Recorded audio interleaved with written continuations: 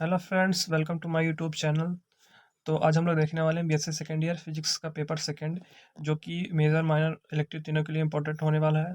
और आप अगर एमपी में किसी भी यूनिवर्सिटी में पढ़ रहे हैं तो ये प्रश्न पत्र आपके लिए बहुत ही उपयोगी साबित होगा। तो जैसा कि आप देख पा रहे होंगे, यहाँ पे लिखा हुआ है BSc second year examination 2022-23 for regular students, major minor elective and EP यानी new education policy, physics paper second. Topic का नाम है electricity, magnetism and electromagnetic. Time allowed 3 hours, maximum marks 70, minimum pass marks 23। Note दिया गया है, सभी तीनों खंडों के प्रश्नों को निर्देशानुसार हल कीजिए।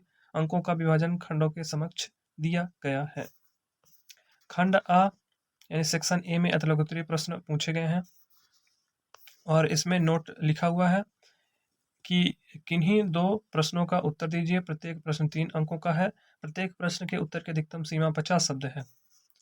जिसमें पहला प्रश्न आपसे पूछा गया है, निम्नलिखित को समझाइए। जिसमें पहला है विद्युत क्षेत्र और दूसरा है विद्युत द्विध्रुव। इनको आपको डिफाइन करना है।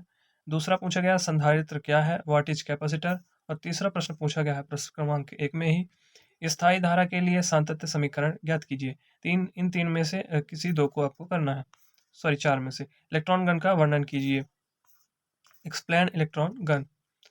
खंड बा यानी कि सेक्शन बी में लघुत्तरीय प्रश्न पूछे गए हैं, यानी कि शॉर्ट आंसर टाइप क्वेश्चन, और 9 अंक के 4 आपको करने हैं। इसमें नोट दिया गया है, किन्हीं 4 प्रश्नों के उत्तर दीजिए। प्रत्येक प्रश्न 9 अंकों का है। प्रत्येक प्रश्न के उत्तर की अधिकतम सीमा 200 शब्द है। और जिसमें दूसरा प्रश्न पूछा गया है, द्विध्रुव के कारण अक्षीय तथा निरक्षीय स्थिति में विद्युत विभव के लिए व्यंजक स्थापित कीजिए। और ये एक महत्वपूर्ण प्रश्न है। प्रश्न क्रमांक 2। प्रश्न क्रमांक 3 में पूछा गया एम्पियर का परिपथीय नियम लिखकर सिद्ध कीजिए। यह भी महत्वपूर्ण प्रश्न है, इसको भी आप तैयार करके परीक्षा में जा सकते हैं। प्रश्न क्रमांक 3। आगे चलते हैं, जिसमें प्रश्न क्रमांक 4 में लिखा है बायो सेवर्ट नियम क्या है। इसके किसी एक अनुप्रयोग की चर्चा कीजिए। What is bio Savart's law, discuss about it's one application.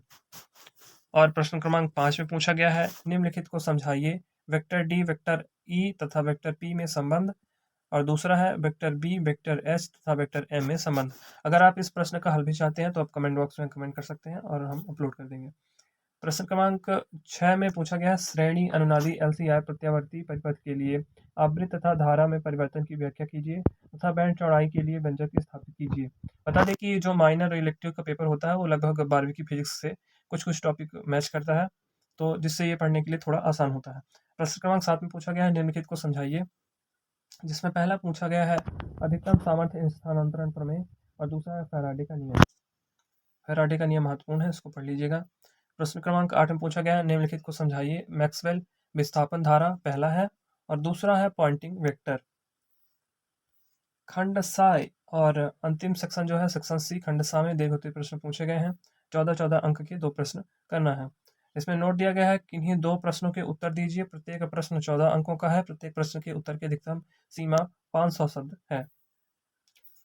और जिसमें 9वां प्रश्न पूछा गया है, निम्नलिखित को समझाइए। पहला गॉस का नियम और दूसरा है श्रेणी अनुनादी परिपथ।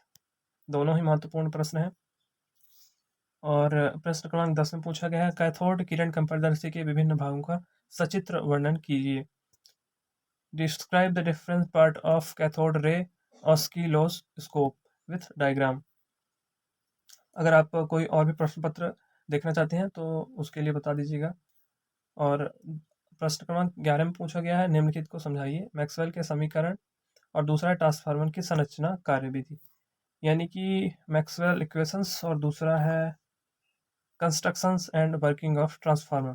प्रश्न क्रमांक 12 में पूछा गया है, निम्नलिखित को समझाइए। इसमें पहला है निर्वात में विद्युत चुंबकीय तरंग समीकरण, दूसरा है वेग वर्णक।